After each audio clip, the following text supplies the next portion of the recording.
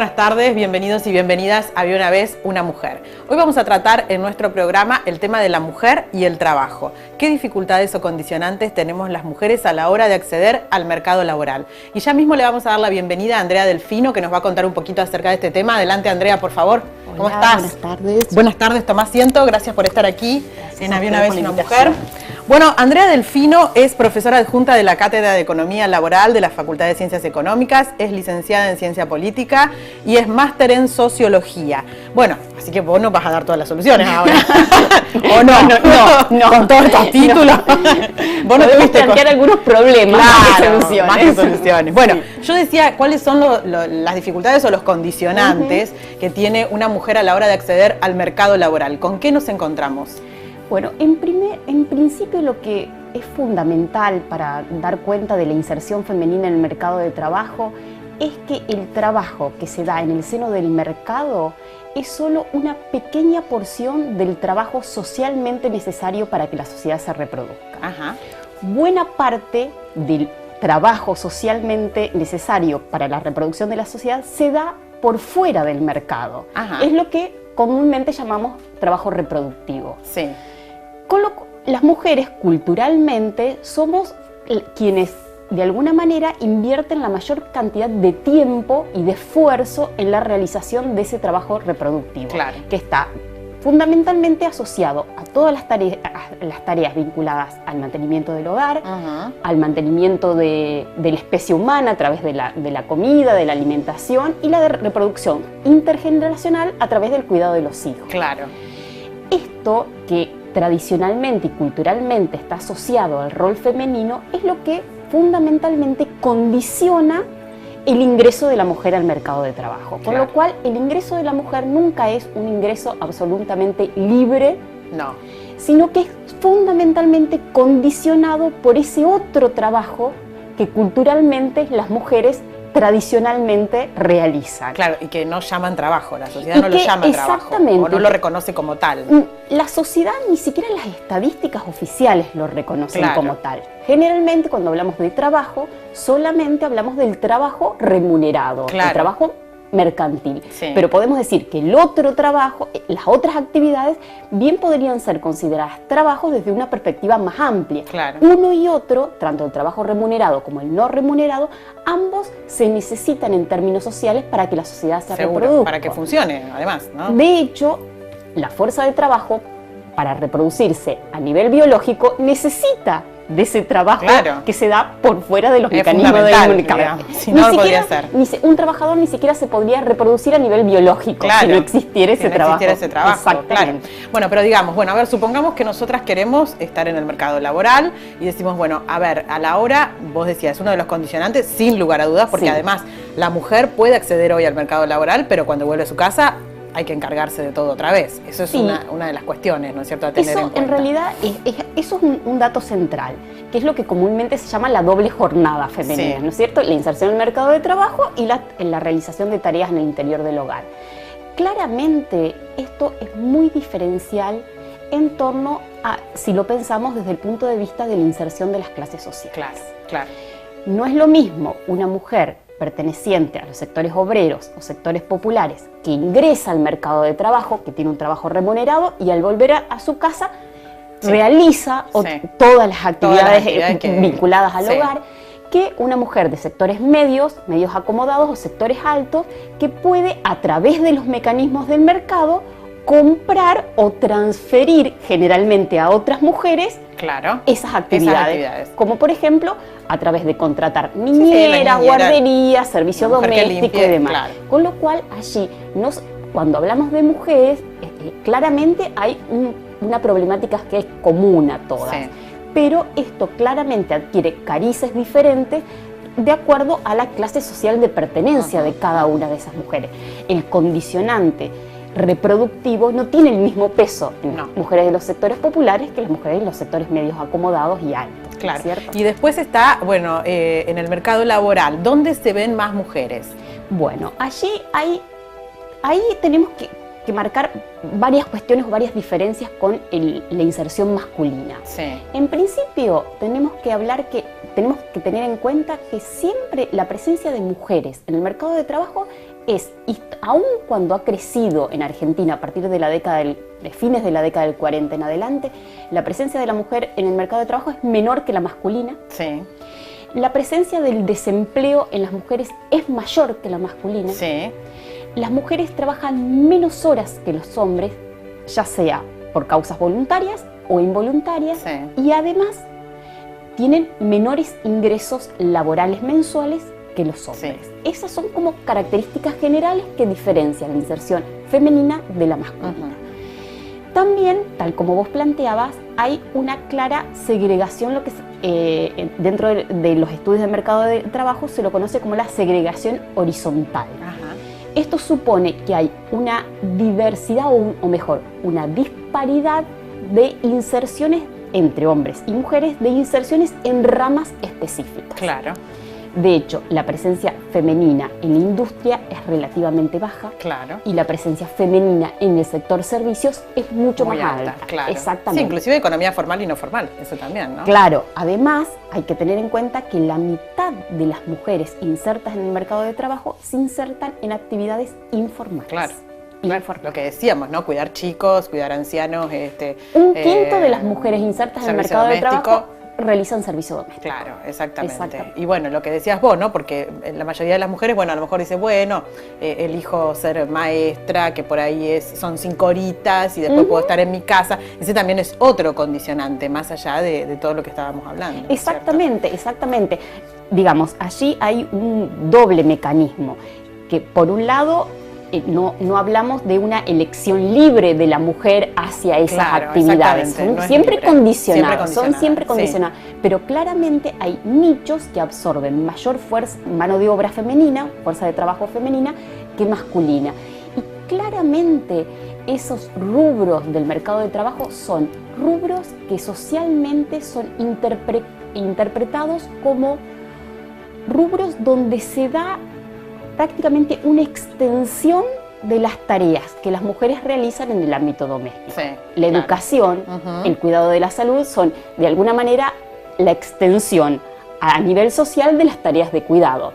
Lo mismo pasa con la inserción femenina en industria, que se da fundamentalmente en la confección y en el sector textil. Claro. Si la pensamos, son actividades que tradicionalmente se encuentran asociadas a las formas de socialización femenina. Claro, exactamente. Bueno, y una vez que estamos dentro del mercado laboral, también lo que cuesta es decir, bueno, puedo hacer carrera igual que un hombre, ¿no? Acceder a los mismos puestos jerárquicos, toma de decisiones, ¿no es cierto? Eso cuesta, no solamente cuesta a la mujer, sino al hombre aceptarlo, ¿no? Exacto, que la mujer pueda ser la que da las órdenes. Exacto, así como decíamos que hay un mecanismo de segregación horizontal en el mercado de trabajo que coloca a los hombres y mujeres en rubros diferentes dentro del mercado de trabajo, hay también lo que se llama una segregación vertical. ¿Esto qué quiere decir? Que hay menor cantidad de mujeres ocupando puestos jerárquicos en el mercado de trabajo. Y allí hay una expresión que se usa generalmente, que es la del techo de vidrio.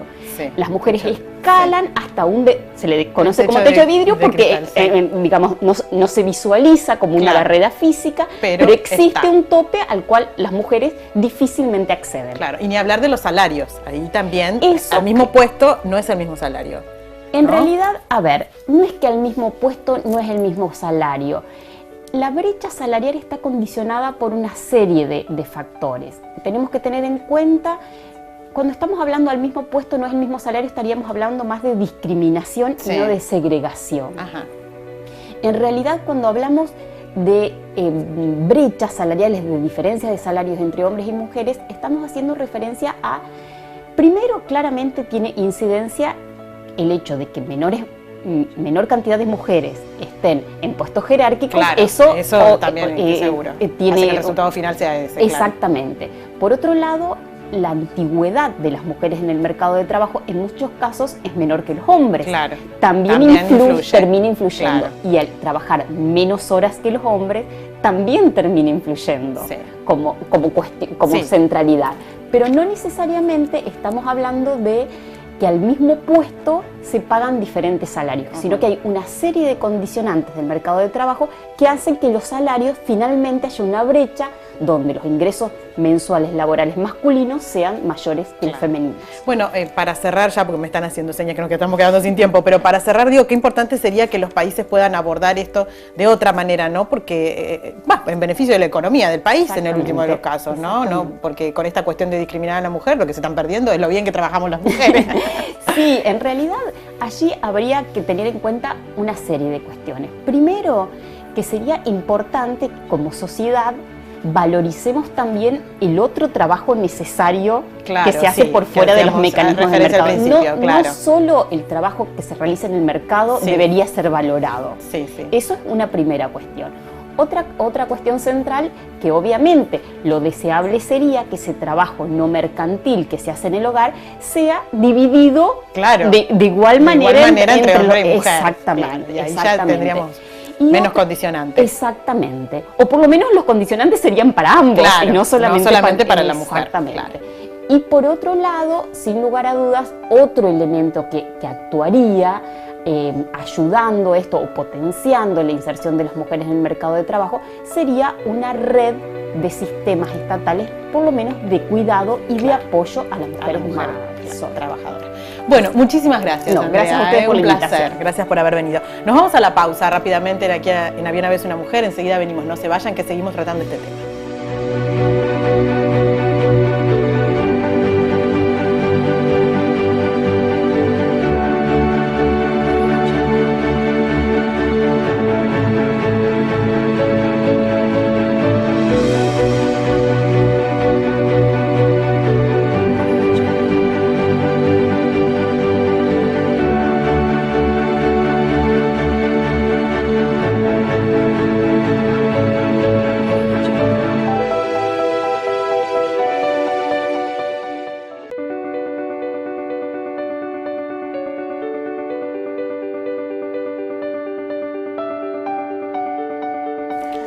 Bueno, continuamos aquí en Había una vez una mujer. Vamos a seguir hablando de este tema de la mujer y el trabajo y le vamos a dar la bienvenida a Roxana Zamora, que es concejal justicialista del Bloque de Producción y Trabajo de Santo Tomé y pertenece a la Secretaría de Igualdad de UPCN. Gracias por haber venido, Roxana. Un placer tenerte acá otra vez con nosotros. Mil gracias por invitarnos y permitirnos ser parte de este espacio donde se difunden las actividades de las mujeres. Bueno, y hablando de actividades de las mujeres, estamos hablando de la mujer y el trabajo y ustedes han realizado un informe acerca justamente de cuál es la inserción de la mujer en el trabajo desde la Secretaría de Igualdad de UPCN.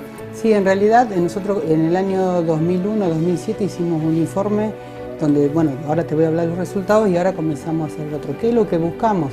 Bueno, buscamos, en realidad analizamos la historia de las mujeres en función de la cantidad de habitantes que tiene cada ciudad, cada provincia, cada nación, y a partir de ello analizamos la participación de la mujer en el ámbito laboral, en el ámbito político, en el ámbito sindical. En realidad nos preocupa sobremanera y vemos que la mujer año tras año viene luchando y que en el mercado laboral, si uno hace un poco de historia, ya por los años 50, 60, la participación de las mujeres en el mercado laboral no era tanta. Las mujeres estaban más para quedarse en su casa, atender a su esposo y por otro lado ser la que hacían las actividades domésticas, la actividad doméstica que no está remunerada y que no estaba vista ni reconocida. Después la crisis, en momentos históricos y la crisis del país ha llevado a que las mujeres comenzaran a insertarse en el mercado laboral y allá por el año 83 con el comienzo de la democracia se abrió las puertas para el ingreso a la administración pública. ¿Qué vimos en nuestra investigación? Que las mujeres ingresaron al mercado laboral en la administración pública. Cuando digo administración pública te hablamos de todos los sindicatos de empleados públicos, ya sean municipales, provinciales y nacionales, que trabajamos con mujeres. ¿Y qué vimos en esa incorporación? Que las mujeres iban a actividades vinculadas a educación, docente, vinculadas a enfermería y vinculadas a acción social. Que esa apertura en realidad le permitió el ingreso a la administración pública, pero en esos lugares donde se requiere mayor sensibilidad, donde se requiere mayor compromiso, pero nuestra investigación nos dio la información que es el lugar que menos ganan y que menos carrera administrativa tienen. Y menos toma de decisiones a lo mejor también. Y evidentemente vos te toca trabajar, y aquí lo vemos hoy en la actualidad, que es lo que estamos analizando ahora, Ministerio de Desarrollo Social, hay Sí. una mujer al frente, Sí. Ministerio de Educación, hay una mujer al frente, mientras esos otros ministerios que podrían tener cierto poder, que el Ministerio de Obras Públicas, Ministerio de Servicio, Tribunal de Cuentas, están a cargo de hombres. Sí.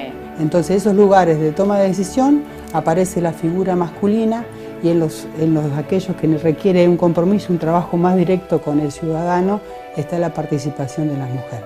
Claro. No renegamos que haya hombres, pero sí por queremos supuesto. trabajar para que el día de mañana también haya mujeres participando en esos lugares donde hay tomas de decisiones mucho más importantes.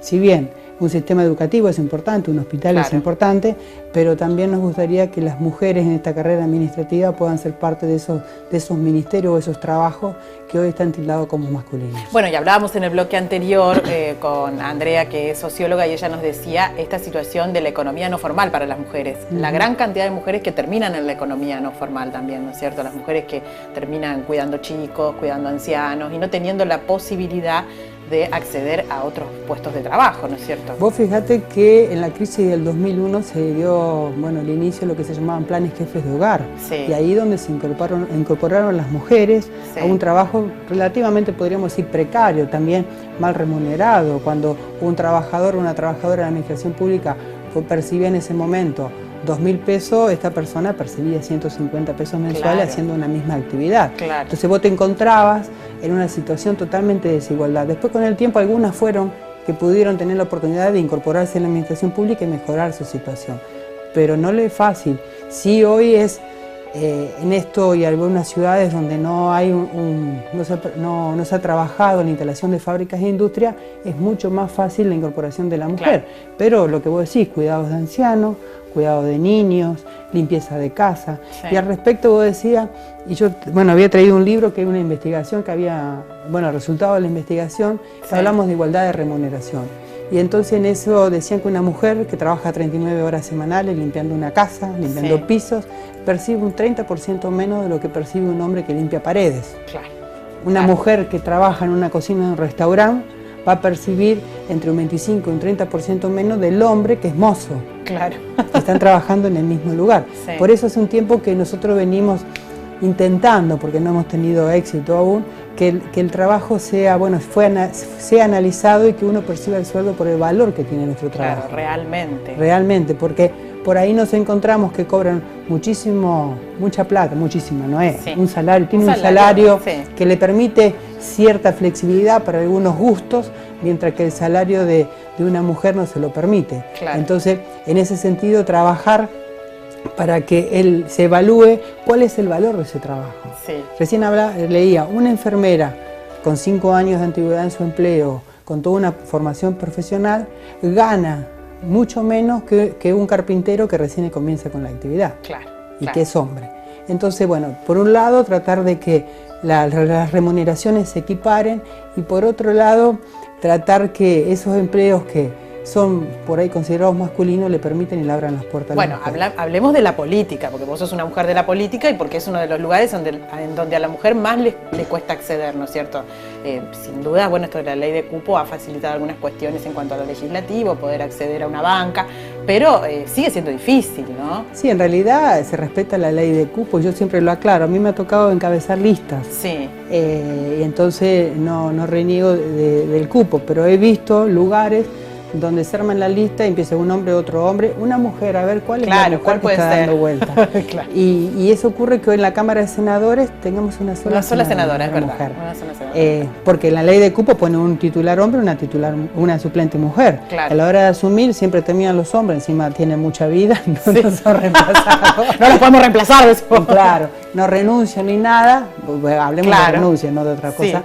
Y entonces las mujeres son nada más que un dibujo o un nombre que forma parte de una lista. Sí. Entonces lo importante sería que las mujeres dejemos de ser cupos y en realidad nos comiencen a valorar por lo que somos, Claro. con nuestra formación, que tenemos las mismas capacidades que los hombres para ejercer. Sí. Y en muchos casos, vuelvo a insistir, no es en contra de los hombres, pero tenemos mayor sensibilidad para algunas cuestiones. Para algunas atender. cuestiones, sin lugar Yo a lo dudas. veo en el consejo a diario, que cuando va la gente, uno a veces no tiene la respuesta o la solución a su problema, pero le prestás el oído 40 minutos, una hora, y ese vecino se fue a su casa con alguien que lo atendió, lo escuchó, y quizá le dio un consejo de amigo, de vecino, de conciudadano, y eso es muy importante. Y eso no se da solo en el campo de la política, sino también en el campo de los sindicatos. En el sindicato, bueno, tenemos una Confederación General de Trabajo que tiene una mujer, dos mujeres, más de eso no tiene, y está por una cuestión que tienen que estar en la Secretaría de la Mujer. Claro. Porque está la Secretaría de la Mujer. Claro, o en el Partido Justicialista, yo el otro día lo expresaba, nos tienen para organizar reuniones, y cuando, diríamos en criollo, cocinan las candidaturas, las mujeres nos invitan, pero las charlas y poner las flores cuando dan la charla, ahí nos invitan. Me parece que es hora que nos consideren como seres iguales y que en un pie de igualdad veamos quién es tiene más condiciones para ejercer ciertos cargos. Qué bueno eso que decís, de que nos valoren no por la ley de cupo, sino por lo que somos y lo capacitadas que estamos para acceder a esos lugares. Por eso, vos hablabas hoy, durante la historia hubo, ¿viste? Bueno, ahora porque tengo un profesor de historia, entonces habla de historia continuamente. Pero durante la historia hubo logros, como la ley de cupo, el voto de la mujer allá con la época de Evita, la ley de cupo sindical y político. Pero ya pasó. Ahora es momento de decir, pucha, mirá, qué interesante esta mujer, el trabajo que tiene, ser considerada, ser tenida en cuenta, pero no ser parte de un cupo, porque es como hablar mal del género, y en realidad el género tiene mujeres en todos los ámbitos, en la política, en el sindicato, en una vecinal, que son muy capaces y por lo tanto se debe respetar como tal. Gracias por haber venido, Rosana, como siempre. Gracias por estar acá. Gracias. Nos vamos a la pausa. Quiero recordarles nuestras vías de comunicación. En nuestro Face, Había una vez una mujer, nuestro mail, habiaunavezunamujer@gmail.com, y nuestro teléfono es el 156-315-054. No se vayan, enseguida venimos.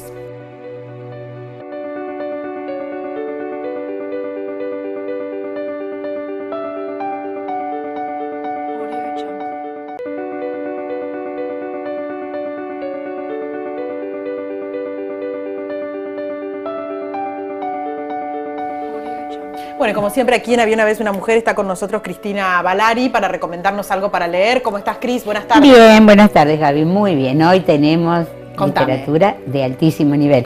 Ya la semana pasada habíamos recordado esto de que estábamos buscando y releyendo. Lo que traje se llama Los Pasos Perdidos, que según muchos críticos es de lejos la mejor novela de Alejo Carpentier. Alejo Carpentier es un escritor cubano que nació allá por 1904, muy interesante.